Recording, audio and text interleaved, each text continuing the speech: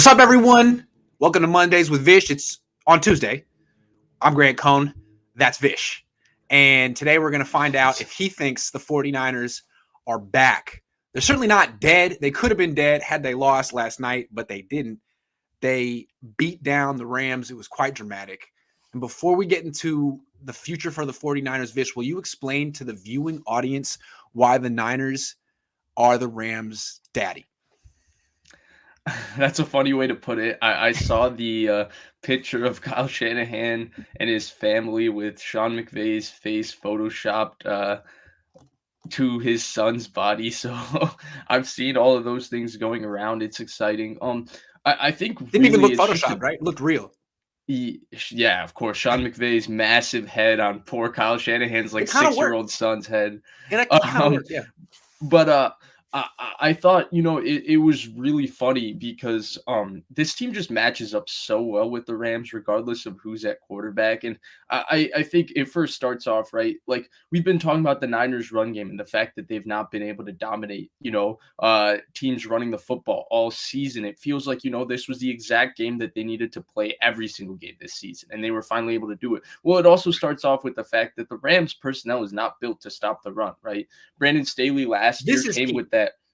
Explain. This is the key. Explain this to the layman. Brandon Staley last year, he brought in the fad, even though Vic Fangio's been doing it for 25 years. He brought in the fad of playing lighter boxes and playing too high safety, and you play to stop the pass. And it's great. Raheem Morris is continuing that concept of playing the pass. But if you look at the Rams defense, right, it's built because they're thinking about stopping Brady and stopping Aaron Rodgers. So they got Aaron Donald. They got two smaller outside linebackers in Leonard Floyd and Von Miller. They're looking to put pressure on the quarterback. They're looking to play too high. They're looking to keep everything in front of him, and they're trying to be that kind of defense. Well, the Niners just come in and say, well, we're going to put 21 personnel on the field. We're going to have Kittle, who's a beast. We're going to have, Juszczyk, who's a mauler. We're going to have Deebo, and we're just going to run the ball down your throat. And the Rams, actually, they didn't really bring that safety down at all. I thought that was a little bit of a mistake on their part.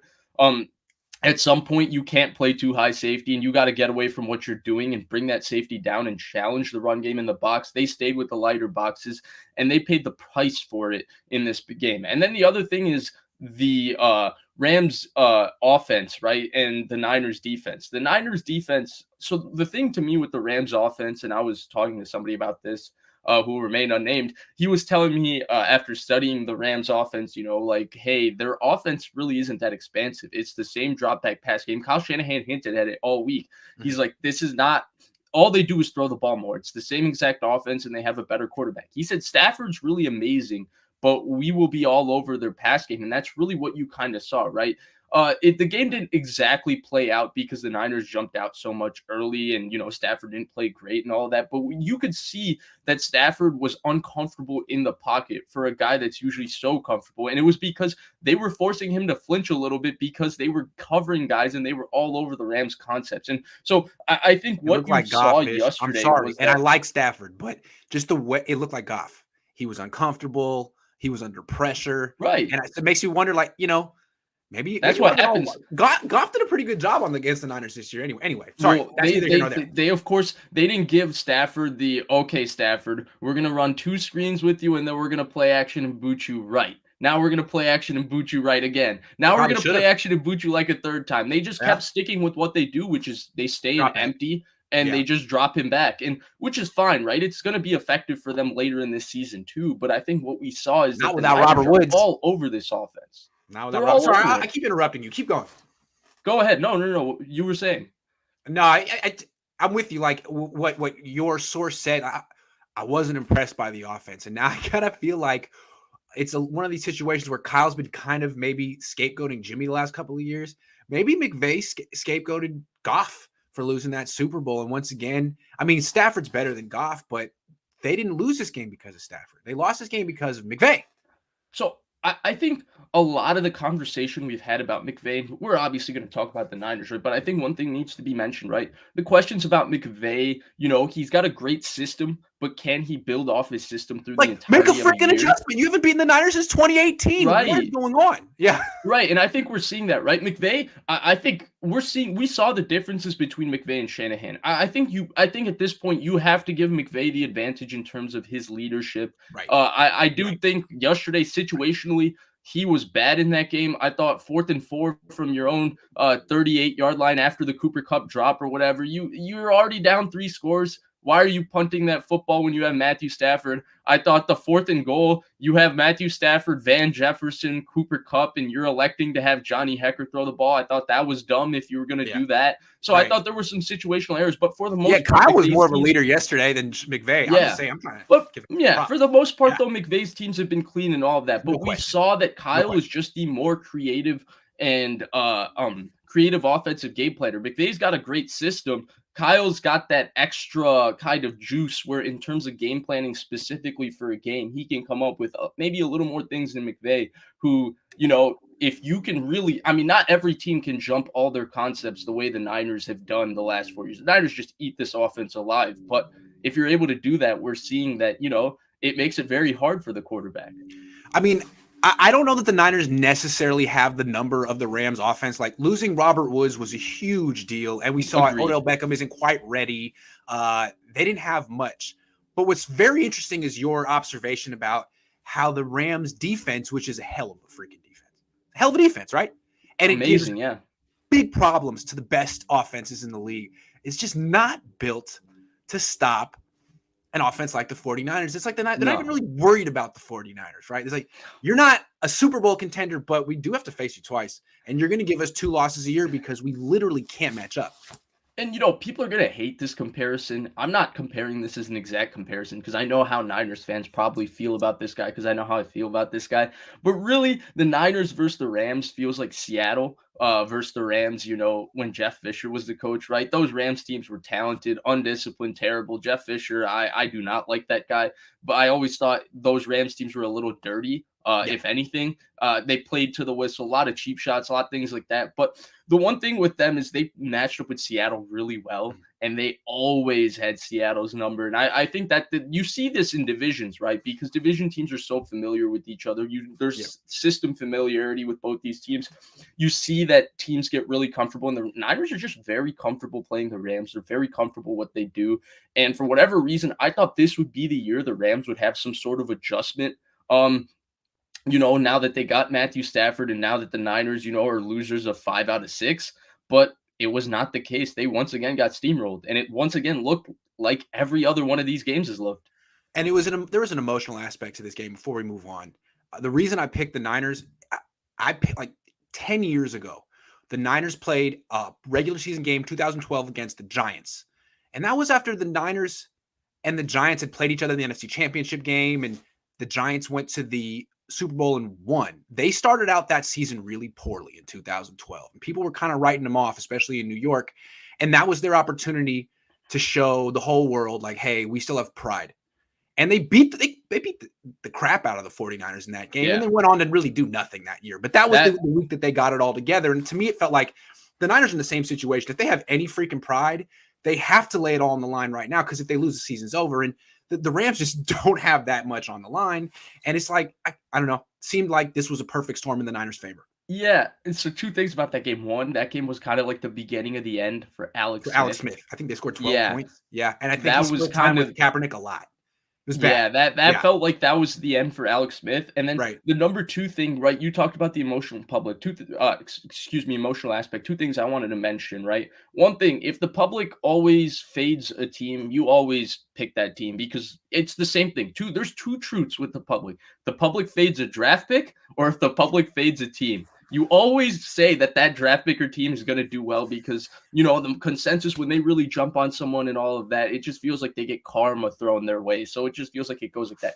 And number 2, the emotional aspect of the Rams, they felt like, they won the league by signing Odell Beckham. Then Robert Woods gets hurt. They were a team coming off kind of an ugly Sunday night loss at home. And then the Niners are a team that's just desperate. This is their season right here. If they lost this game on Monday night, things would get really ugly in the way, it would get uglier than losing 5 out of 6, because it would be on national TV and all of that. And the Niners basically played for their pride. Now, I thought what was really important, because of the Rams' kind of weird energy and kind of weird overconfidence coming into this game, especially given that I don't think they thought the Niners were very good, looking at their record and how they've played the last 6 games.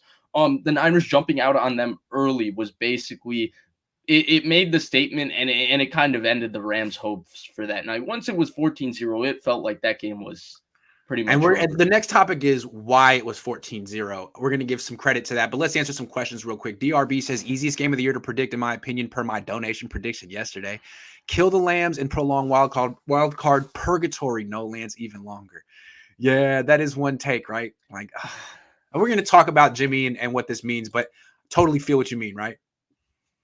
Because they did this last year. Didn't Jimmy have a triumphant comeback win? I mean, not a comeback, but like No, career resurgent win against the Rams to silence no, the critics. I don't think so. I thought this was a much better game from Jimmy. It was. Last This year, might he have been couldn't his even best throw the game ball ever. past 5 yards accurately in This might that have been game, his but best they game kept. ever.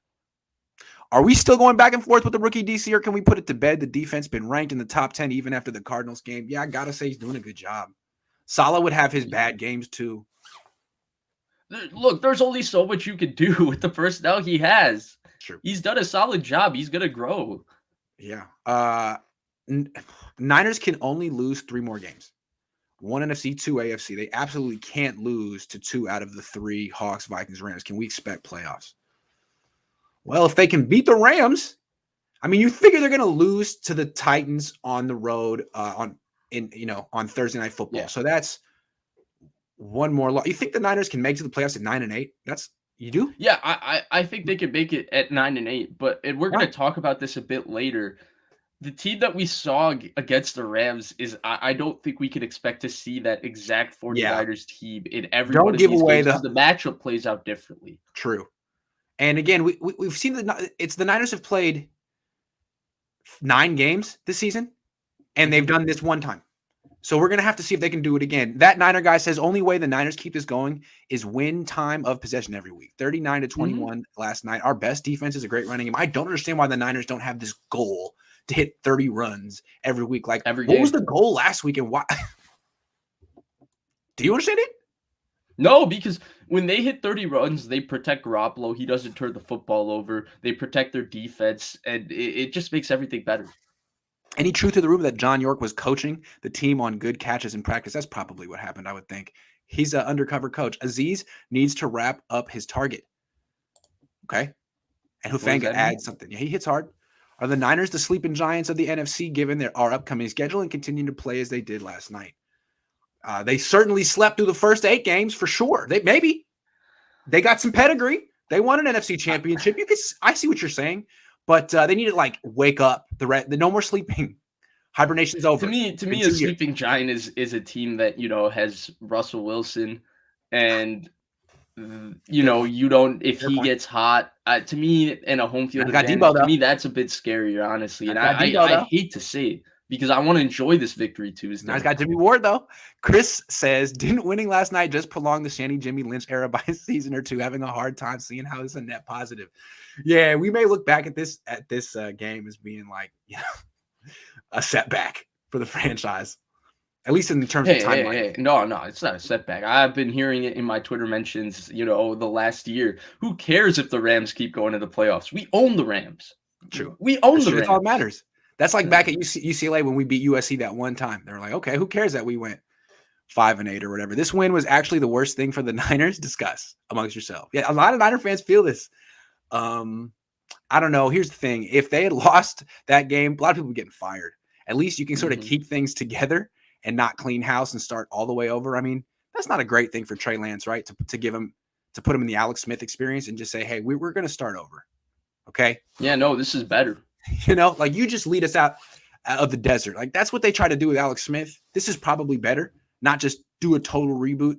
Although they may have to. I mean, we'll see what happens the rest of the year. Vish Beard says, yeah, Vish Beard better than Grant Beard. Yeah, it's a little more trimmed, I would have to say. Vish is. It's not trimmed. It's just it takes me a week to grow this. I was wrong. Niners won. Let's keep it going.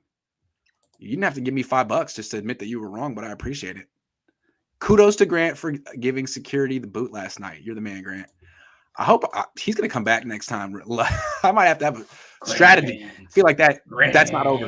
Nathan says Grant. I don't know why he did that. I don't know why, but it was so funny. That was hella funny. This was the bully ball I anticipated with our picks. Yeah, they just needed Jeff Wilson Jr. back. He's the identity. Right. All I gotta All say is, his 10 snaps yesterday. could Trey Sermon not have done what Jeff Wilson Jr. did in that game? 10 for 28. Did you see Sermon's hands catching that kickoff? He's got good hands. He has good hands. I don't understand. All I gotta No, say is, I do agree with you. But at this point, we've questioned this. Let's just enjoy the victory Tuesday. that's We'll true. That's question true. it next That's week that's if for after a the loss. Jaguars All I get gotta it say, it's ugly. about damn time. BT Dub Wifey says she's gonna start charging me to leave her comments. Keep up the good work, guys. Thank you, Eric. Prime example of our talent put in good positions. And some vets like taking ownership of the team and asserting themselves as leaders. Jimmy Ward, that was great. This team needed a player to step up as a leader, like Jerry Rice and Steve Young said, and I feel like a bunch of guys did last night. That comment about John York said Gooch catches. Oh, I get it now. Gooch catches. Did you know what a Gooch was? Because that was from Jackass. Did you ever watch No, Jackass? I didn't know what Gooch was, but I inferred it from context pretty fast last night. That was really funny when I was. It's a good show. Jeff Wilson Jr. I know what impact has been Jackass forgotten. is. That's what I'm saying. Like, couldn't Sermon do the Jeff Wilson Jr.? That feels like once they got two running backs, like, okay, now we can shoot for 40 runs. Like, you could have been doing this. To me, the Jeff Wilson Jr. Crediting from last night feels a little bit of he's a fan favorite player. They had a big win. Let's give it's. I feel like the same kind of thing is happening with Hufanga a little bit too, and I don't hate it because he was the highest graded player by Pro Football Focus. Who? Hufanga on the team. Not Ward. Ward was 2. Hufanga was 1. I don't take those grades seriously. A lot of people do. I don't it's like, either. Come on. What are you talking about? Anyway, benching BA was right. You don't reward bad behavior. Hey, man. We still don't know what the behavior was. I don't know what the behavior was, and it put him in a hole. Jimmy G is on fire. He should continue playing. But why did Trey Lance not come in at the end against the Rams second-team defense? Not ready. I was thinking about this same thing because I thought it would be the perfect opportunity. Bill Belichick used to do this all the time.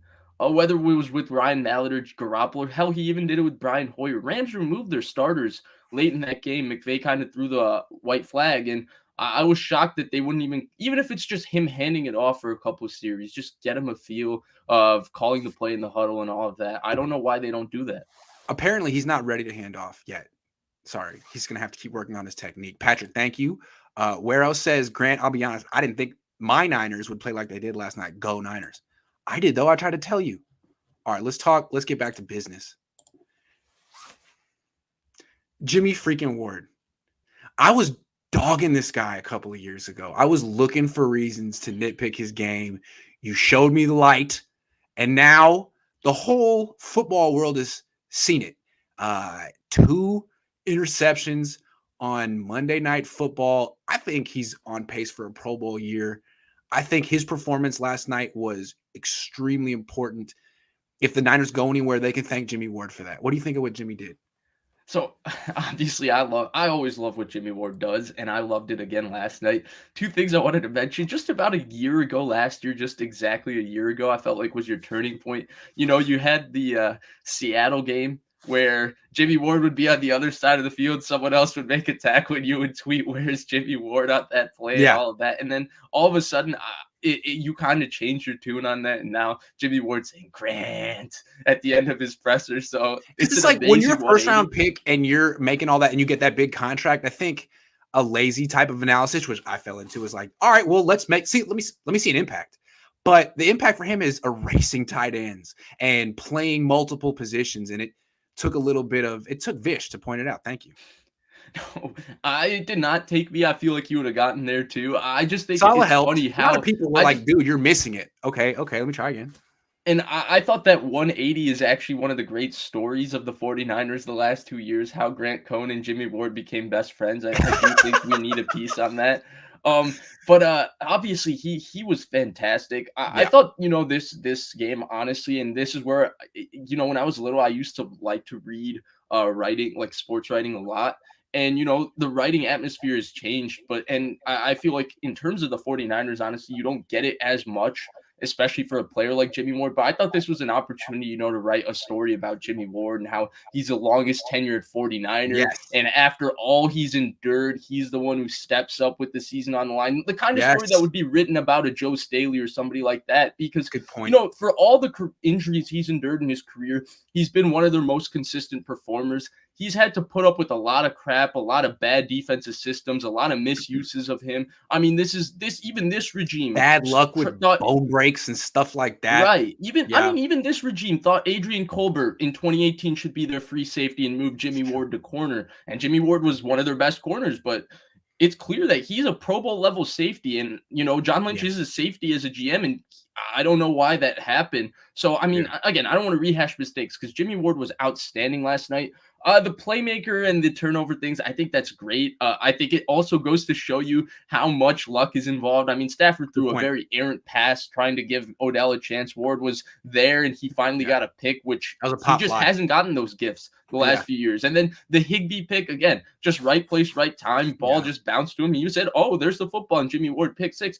I don't think the issue I kind of have is now people are using those two things to now say, oh, he's a better player. Oh, he finally made a play. Well, to me, even if he didn't do those two things, those two things is why they won the game yesterday. Honestly, those two things, in my opinion. So, but even if he didn't do those things, I think it's high time we appreciate just what a great football player he is. This guy is one of the most complete football players on the team. And I tweeted this yesterday, and I think it's high time. The way people talk about Deebo and Kittle and Bosa and Trent Williams, Jimmy Ward is right there in this conversation. When we did our top 10 ranking of the 49ers this last offseason, I took a lot of heat for putting that guy at 5. I remember a lot of people in the live comment section were like, you're crazy. You put Jimmy Ward at 5, blah, blah, blah. He is one of the 5 best players on this team. He's a leader. He's a captain. He's an elite football player. He does everything at a high level. He's as important to this team as any of those aforementioned players like the Warners, the Bosa. Improved every year.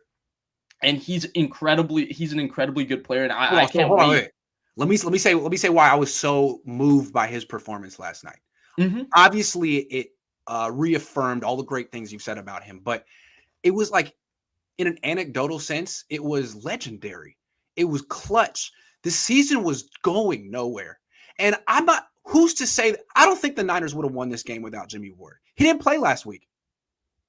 Yeah, he was questionable this week for this game. Had he not played, had he needed one more week, they might have lost. Because the way this team has been going is like no one has stepped up as like taking ownership as a leader of this team. Warner did it last year. People have done it in the past, but no one has done it for this team. And Steve Young and freaking Joe Staley and freaking Jerry Rice called the whole team out. Who's going to do it? There's no dogs on this team. And I'm not saying that Jimmy Ward showed that he's a dog or anything, but he's the one that made the difference. Like the Niners have had good first drives in the past. They've done that before. The difference of this game was by the time they got the ball the second time, they were up 14-0 because of Jimmy. Yeah. That was different. And, I'm going to have fun going back and rewatching this game. But one of the things we talked about earlier, right? They were all over everything. Because, if Jimmy Ward doesn't play in this game, honestly, forget the reasons why we just said they won, all of that. They would struggle with this past game without Jimmy Ward. We saw Hufanga has very specific limitations, and you can go after him. And it's really difficult to hide him if you don't have a Jimmy Ward starting on the other side of him. Nope. So they don't win this game without Jimmy Ward. And they probably would have beat Colt McCoy the week before if they had Jimmy Ward. That's how important. There's a good chance, although it's difficult to beat anybody when you're turning the ball over. Had some big mistakes in that game. Did he not? Yeah.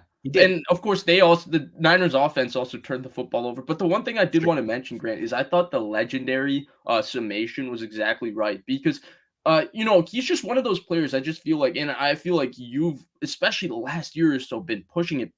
But for whatever reason, the local media, I'm looking for a national media representation for Jimmy Ward, but the local media does not sit here and do these things for him. Weird. And, if it was a different player, we would be talking like the way you're talking would be headlines on every single one of these sites for the teams that cover the people that cover the team. They would be talking about how Ward saved the season, the longest tenured 49er. I mean, anytime Fred Warner does anything, he gets a bunch of ink, right? National, local. Right. Yeah. Well, I don't understand what it is about Jimmy Ward. Probably just because people wrote him off. And now they have to I think that's what it is. And I was talking about this also. It's not his personality. I mean, he's wonderful. Are you kidding? He's a dream. Maybe it's the fact that he said weird that he's getting more Grant great and time. not He's great. one of the other writers' names. That was pretty cool. I liked it. So Jimmy freaking Ward, salute. And last thing I want to say before we move on, Dre Greenlaw gets a lot of like anecdotal love. Like, look, you say what you want, but he did this. The Niners wouldn't have gone to the Super Bowl. They wouldn't have been number one seeds. He's important in 49ers history for those reasons. Well, Jimmy Ward too. If this season goes anywhere, if they make the playoffs this year, it's because of Jimmy Ward. Thank Jimmy, because this team was going nowhere, and Fred Warner, as great as he is, didn't have the answer. You know, he wasn't going to turn this around. Nick Bosa wasn't going to turn this around. It just, like, I always go back to King Arthur pulling the sword out of the stone. This year, it was Jimmy. Jimmy Ward pulled the sword out of the stone. And he did it. Trent Williams and Deebo Samuel have been great all season, and it still was 5 and it still out of 6 wasn't losses, leading to wins. It had to be Jimmy. It's great. All right, let's answer some more questions. Is there a possibility that someone in the media knows John York personally, called him about Jed and Kyle being too close? That's 8 levels of conspiracy, but I think John York has a good awareness of who his son is close with and who he isn't. Probably. I knew we would win because if we lost, Lance would play. I've had a bad feeling he won't get reps and Jimmy will get hurt. All Jimmy did was hand off, shaking my head. Yeah. Again, Trey's not ready to hand off. He's still working on the technique of extending a ball and left hand. Even though he did a lot of handing off in college, a lot of it. Yeah. But the techniques here are just Funga getting a fine for breaking up the INT. Did he? Yeah, that was a bad ball by Stafford too. Hufanga got beat by a good 2 yards. He underthrew it. Oh, and then Mosley got that one? Yeah.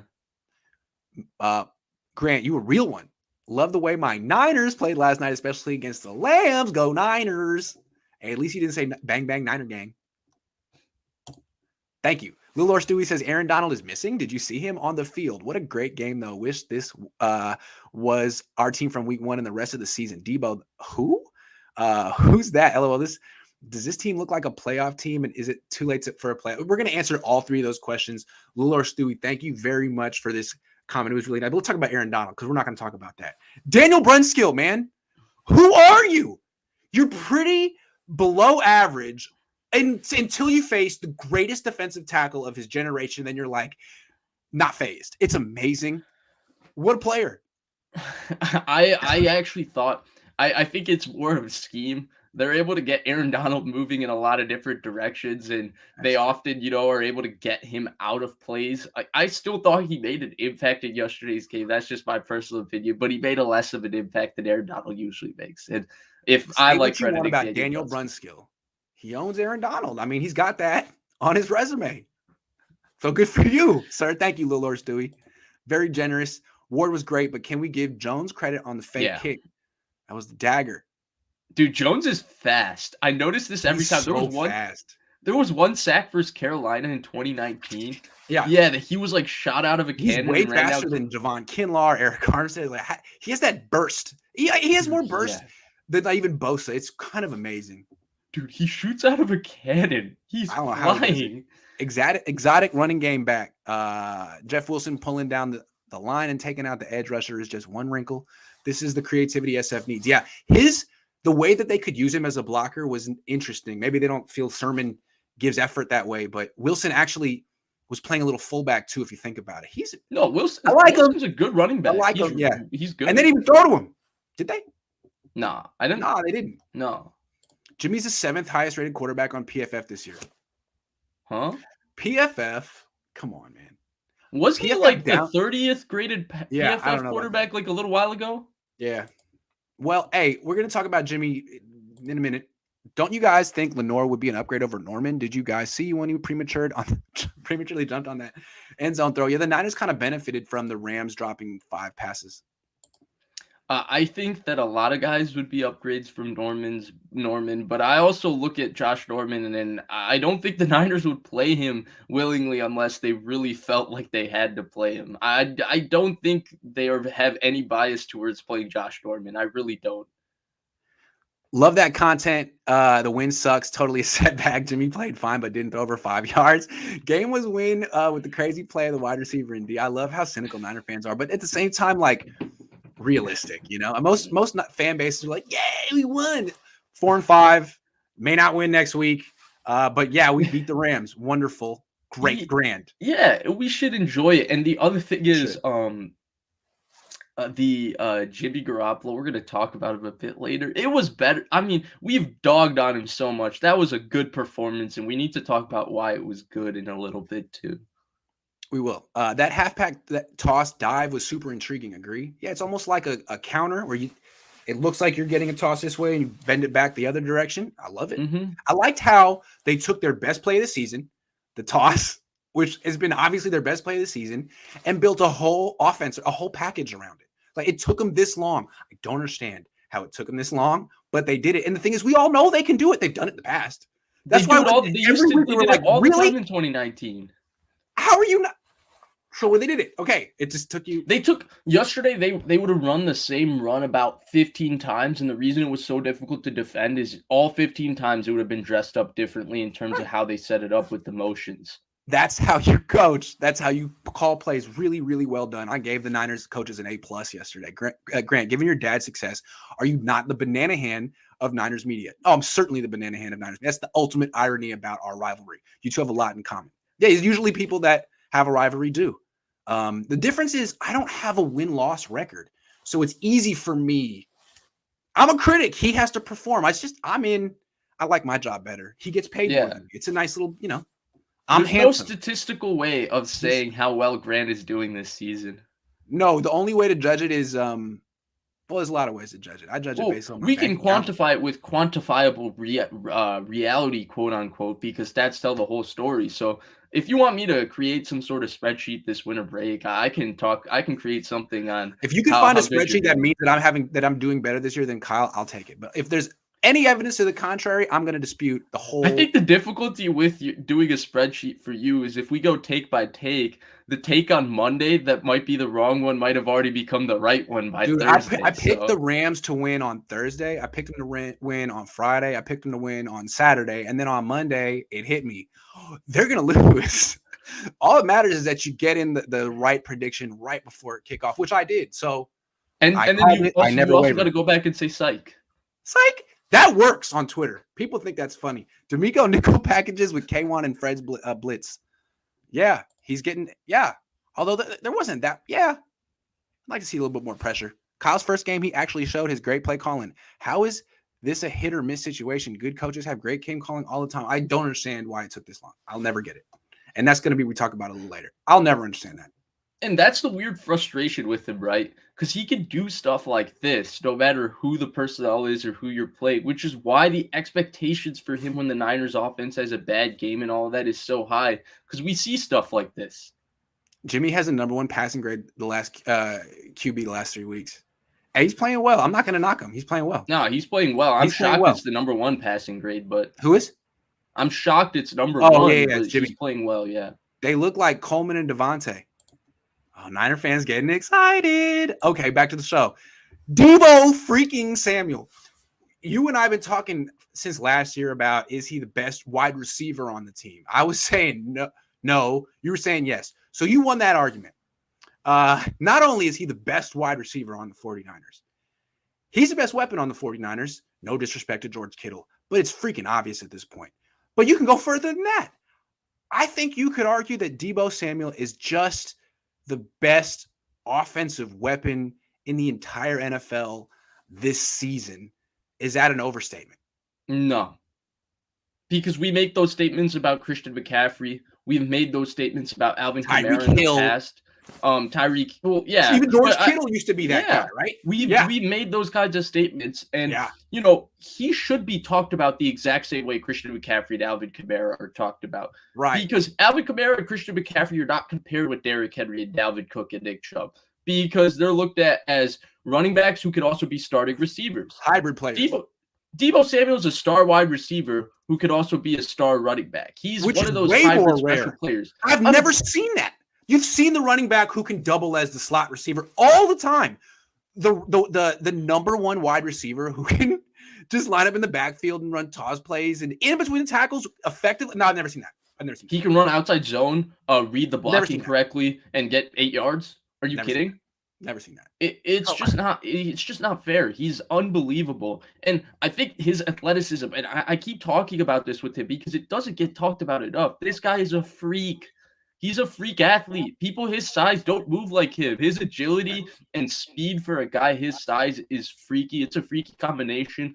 We were talking Percy Harvin before the season, 2012 Percy Harvin, who had an MVP type start to that season. If the 49ers make a run, I think Deebo Samuel should be in the offensive. I think he should win Offensive Player of the Year, honestly. I think he's been that good.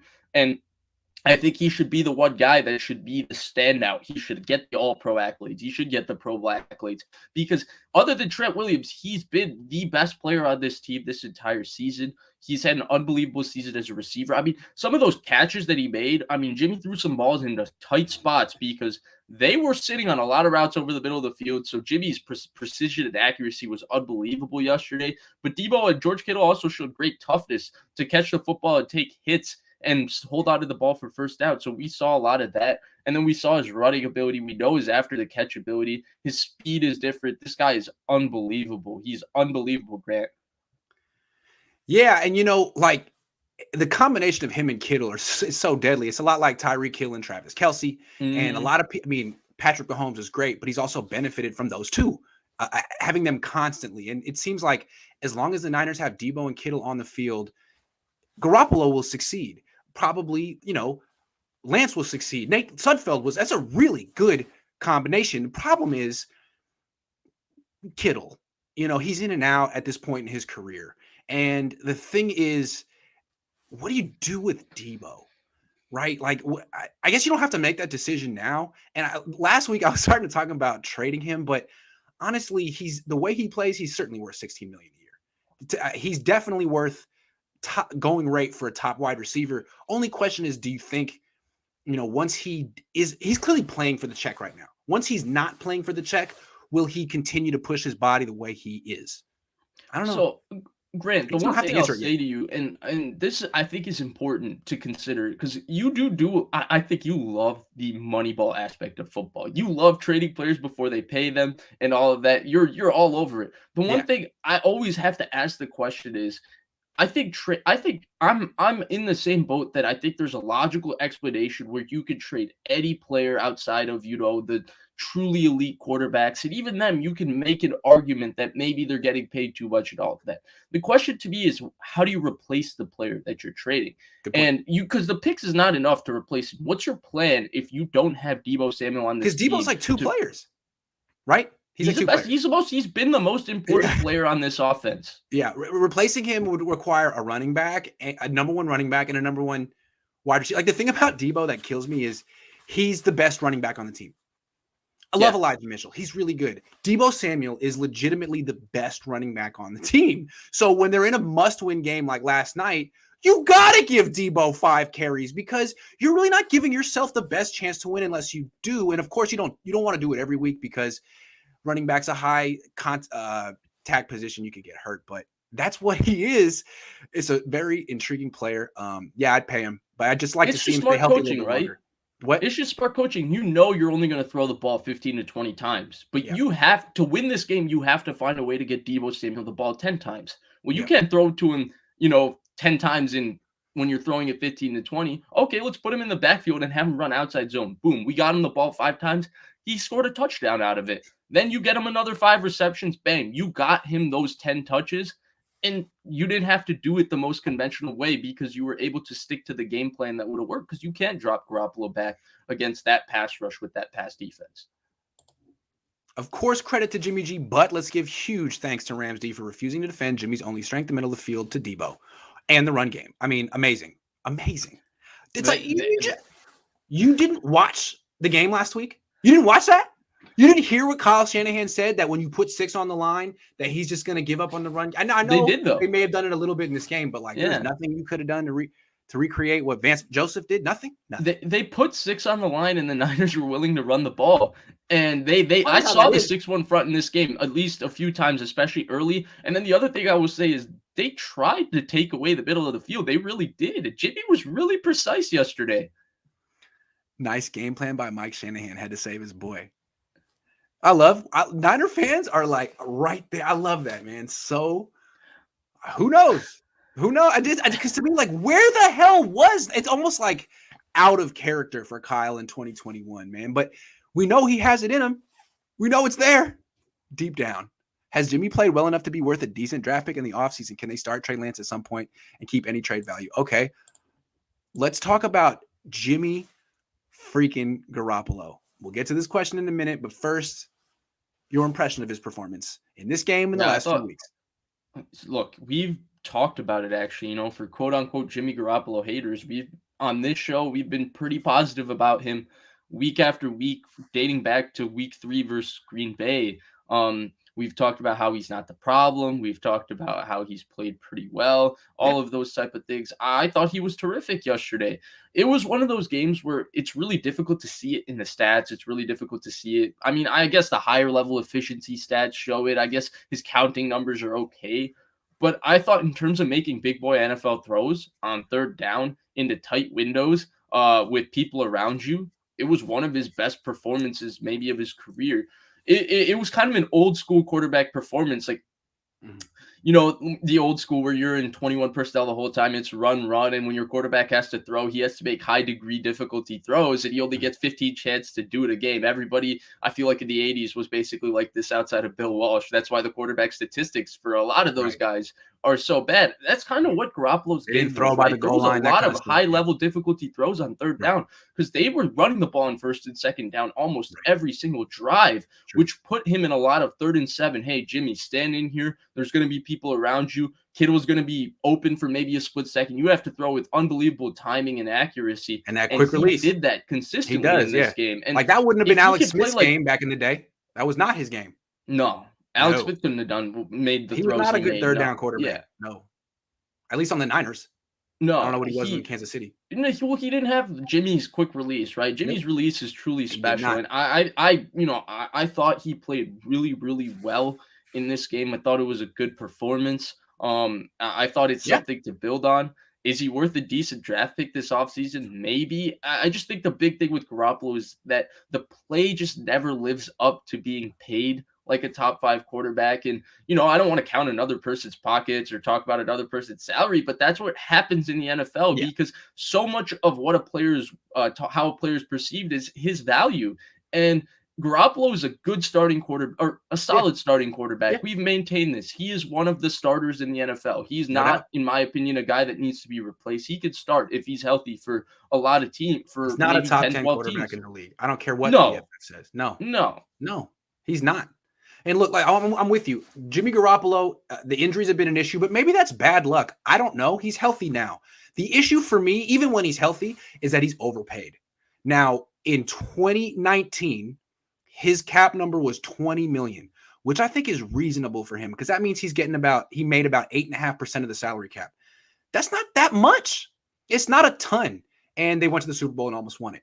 Now he's making 12+% of the salary cap. It doesn't seem like a big difference, but very few teams have ever won Super Bowls with quarterbacks making that much. We've talked about that. So you can never justify paying him $27 million. It sounds like, it's only $7 million. It's a big deal, dude. It's a big, that's a really good starter right there. So unless the Niners what they could have done was just renegotiate the contract. But the way I feel is vet quarterbacks are just too expensive. The market for vet quarterbacks is out of whack with reality because the young ones do really well. Yeah. And I'm with you, Grant. I'm 100% with you. I do also don't want to end this conversation where we're just souring on Jimmy on a negative note because he did play really well yesterday. I think that it's one of those games. It's not like the first Rams game, right? The first Rams game, I felt like people were still super positive about Garoppolo. And you and I remember that show clearly. We came in and said he did not play well at all in that game. This game, I genuinely thought he played terrific. I thought it was one of his better games that he's played as a 49er. He only threw the ball 19 times. I know it was only for like 180 yards. I know that, a lot of it was them in the run game, but it felt like he made a lot of big-time throws to keep drives alive, and he made a lot of throws into tight windows, which is not every quarterback could do that. He was really precise yesterday because, he gets the tag that he's an accurate quarterback, but the reality of the situation is he is an accurate quarterback. He's not a particularly precise quarterback, and that's been a problem for the Niners the last 2-3 years because his ball placement is not great. Yeah. It was like fantastic he hits the yesterday. target, but not like in stride most of the, No. It was fantastic yesterday, though. So hold on, let's finish. Let's answer this last question, then move on. Let's say Jimmy Garoppolo finishes out the season kind of on the pace he's at. Wins one, loses one, goes 9-8 with a quarterback rating of 96, 97, a little bit above average. Goes to the playoff. Maybe if they face the Rams, win a game. If not, they lose in the first round. I mean, he only missed one game. He had a solid year. I mean, the Niners didn't win as much, but probably his numbers would be kind of in line with his career numbers. What's he worth?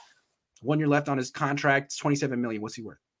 I know it's hard to say. Third round pick, but I think his pick value just depends on how much are the Niners willing to eat of his contract, because that's really the point. I think there will be suitors. There's a lot of teams that could use a solid veteran quarterback, like the Pittsburghs or even Denver. Hold on. Bonus question. If finishes out the season, goes to the playoffs, what are the odds he's starting next year for this team? Still on the team. They're like, oh, only a second? It has to be We're zero, holding out for man. a first. It has to be and zero. He played well last year. It has to be zero. No. Not what it has to be. Not what it has to be. What it is. I'm not going to put that bad juju out there, Grant. Yeah. It's zero. But because you know that it's a possibility. That's why. No, I know it's a possibility. You know it's a possibility. That's why it was a possibility before he stuck it up in the Colts game. Yeah. All right. So Jimmy freaking Garoppolo building his value back. I still think if the Niners, what they could have done, instead of trading 3 first-round picks for a rookie, you could have renegotiated Jimmy's contract maybe, backloaded it, made him a little cheaper in the next couple of years, and stuck with him and gotten a better backup just in case he gets hurt. Seems like you could – I mean, I don't know if you're ever going to win a Super Bowl that way, but you could probably be consistently a playoff team that way. But they went big, and I respect it. So I think what you're saying, right, it is a little bit of hindsight, but I think that might have been more effective for 2021. The Lance move might be more effective for 2022 and beyond. I think a lot of the kind of issues with 2021 right, is that you had a team that was on the verge that felt like this was their season, and you took a long-term guy to develop, and you were thinking about a future that half this team is not going to be a part of. So it felt like you killed the vibe of the season before that. It felt like you weren't going to help these guys. They were having 2019 vibes, and then Kyle killed the vibes. It was all about vibes this year. It was about the vibes. It was about vibes. You can't discount the vibes. And I think what Kyle, if he had some self-reflection, would realize that he needs to be more sensitive to the vibes. Yeah. But you can always work on that. Like Jimmy Ward knew the vibe. Grant. He did. Grant. What was different with the O-line they actually blocked? Well, that was one difference. What do you think? It was what they blocked. What they were asked to do, blocking well in the run game for the most part. It's been solid all game, all year. They just stuck with quick pass, run block, quick pass from the shotgun. That's kind of what the Niners are built to do. As soon as you're in hey, deep drop, no, can't do it. Not gonna work. Ramelia Sports Report. Oh. Niners definitely not back. Unfortunately for them, they don't play an uninspired Rams team without Woods every Sunday. They'll struggle again. Congrats, though. Hey, man. We'll talk about it. Yeah. Did Kyle say I need to feed Deebo more, or that I need to another wide receiver running back to win? I don't know. I didn't hear that. I didn't hear that either. Don't you guys? I'm sorry. I'll go back and look. Don't you guys think Deebo is playing like Emmanuel Sanders, except on seriously stuff Sanders did? He didn't have the power though. Yeah, he's playing like. Wait, is there another E Sanders? Emmanuel Sanders. I mean, he's having an impact like that, but he's different. He's better. Daniel, I don't think he's anything like Emmanuel Sanders in his prime. No, yeah, Emmanuel Sanders like 180 pounds. Jimmy was very good, but Ramsey dropped one on and out. The one to Jennings. They had Sherfield open. That was really Jimmy's worst play. Yeah. Am I the only one that saw a camera snap to Kyle's geekish smile near the end of the fourth quarter? Never seen Kyle smile before. Hey, beating Sean McVay feels good, right? Sean McVay looks so pissed, dude. He was screaming into his play sheet. He wasn't. Yeah, he was. They all looked pissed. Jalen Ramsey looked pissed. That's what I think. The Rams are going to bounce back. I think they're going to be fine. Yeah. But I'm hoping the Niners also this is momentum and not leading up to something that's just a massive letdown. I'm really praying, man. I'm really hoping. W equals vibes. True. Mr. Roscoe, shout out Vish. Yeah, definitely shout out Vish. All right, back to the show. Here's what we've all been waiting for. Vish, Are the 49ers back? How do you make that statement after one game? I think it's one game. It was a good matchup. I think there's still the same issues we talked about. Those issues just don't go away magically in one game.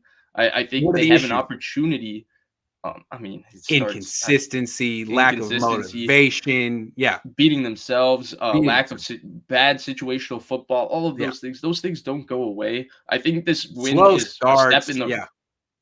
I think it's the step in the right direction for them to Right. ultimately maybe be back or whatever back is. I think what they proved yesterday is that most people weren't wrong in their preseason evaluation of the 2021 Niners.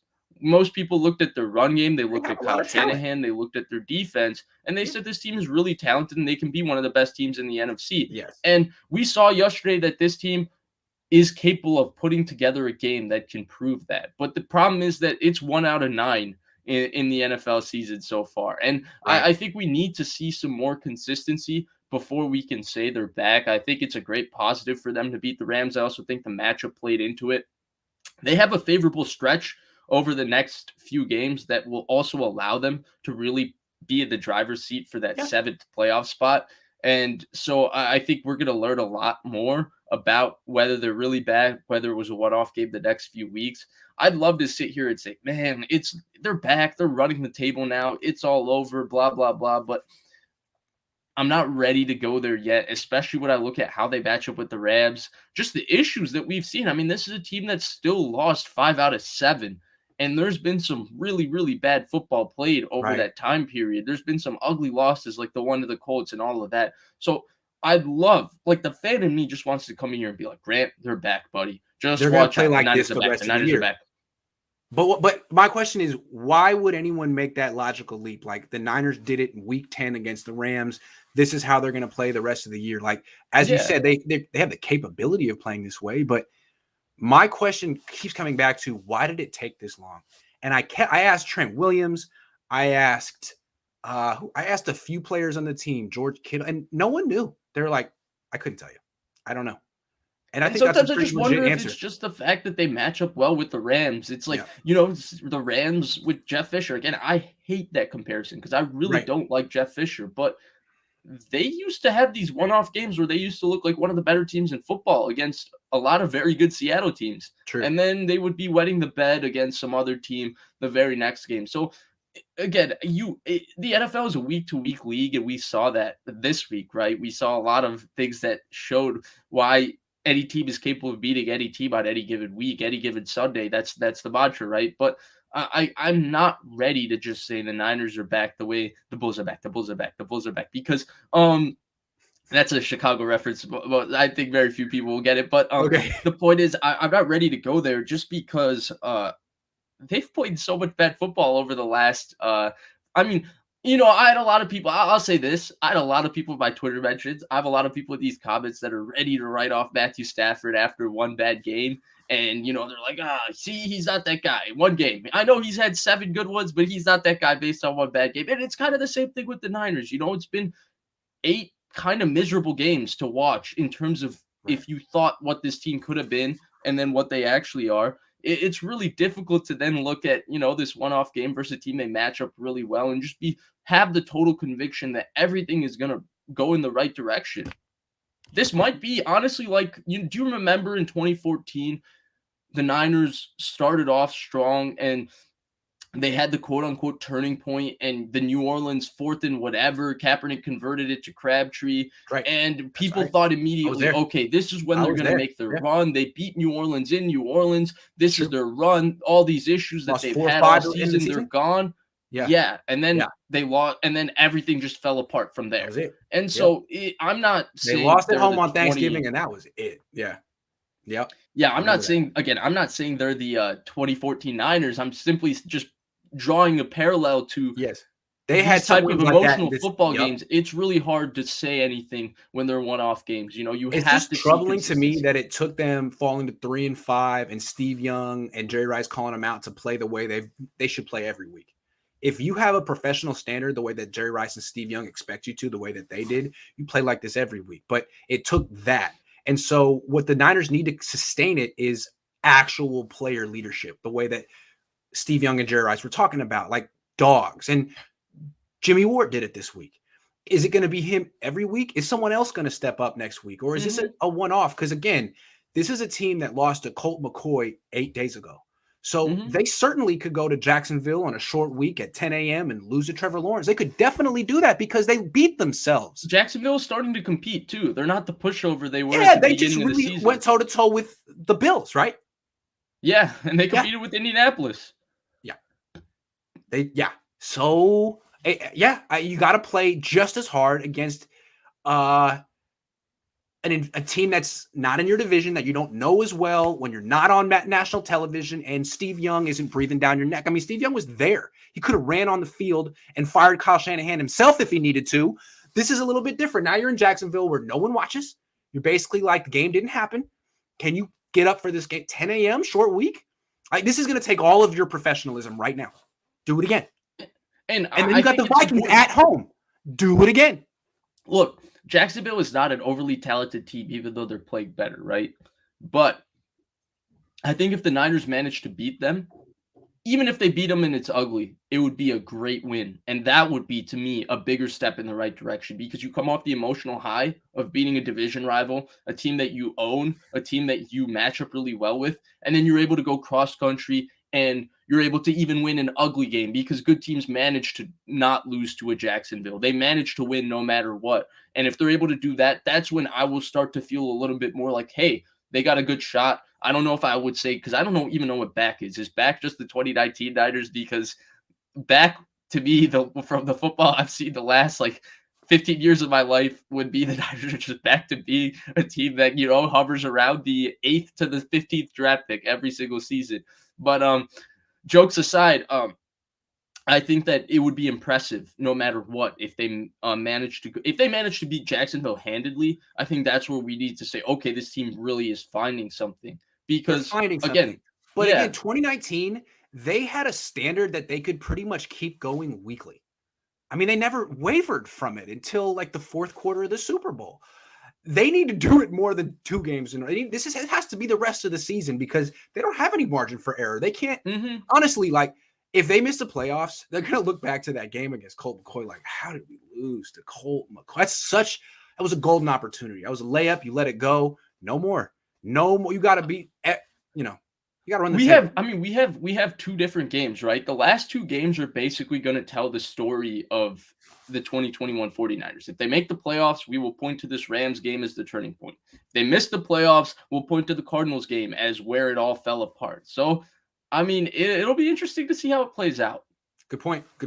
Critical part in the season. Let's answer the last few questions and then get out of here. If Niners make the playoffs, are they the favorite? If they play the Rams, I mean, you would have to think that. Yeah, no, I wouldn't pick, if they make the playoffs, I wouldn't pick them against Green Bay. I wouldn't pick them against Tampa. Only the Rams. Yeah. Brunskill owns Darnold. We should call him Darnold until he gets a sack. No, Eli Manning called him Darnold yesterday. That's funny. I like it. They didn't block him on a play. He shot the gap. They did block him. He just shot the gap on Laken Tomlinson. And Eli was like, maybe you should block Darnold. And then Peyton was like, what? Darnold? Eli, what are you talking, Darnold? And Eli was like, maybe they didn't block him because they thought he was Darnold. So that joke's taken, Grant. Those guys are hella funny. I got to start watching their thing. This win was so impressive, but I was really disappointed when I didn't see any rookies playing garbage time. Yeah. It's not what this season's about. I'll take the win. Best night for a bad Monday. Niners won. Found out I'm going to be a dad on top. Congrats, Steve. Congrats. Nice, man. Thanks, Gerardo. Appreciate it. That's the show. Vish, this was a good one. This was a hell of a one. Our fast. Oh, wait, hold on. Andre Rico at the buzzer says Shannon Sharp called Deebo the best yak receiver in football. Deebo getting recognition. Yeah, see, my issue is that I respect the hell out of Shannon Sharp, obviously Hall of Famer, fantastic football player, funny guy in the media, whatever. My issue is that he's gonna go out there and say it like he just discovered, the lightning, or he just discovered electricity the way Ben Franklin did. Deebo Samuel's been the best yak receiver in football since about week 6 of his rookie season. That's true. The numbers bear it out. Guys, thank you very much for watching, for your donations. I'll be back later with Jackhammer. Shanahan talks in a half hour. Let's see what he has to say. I don't think anyone's going to ask him any Trey Lance questions.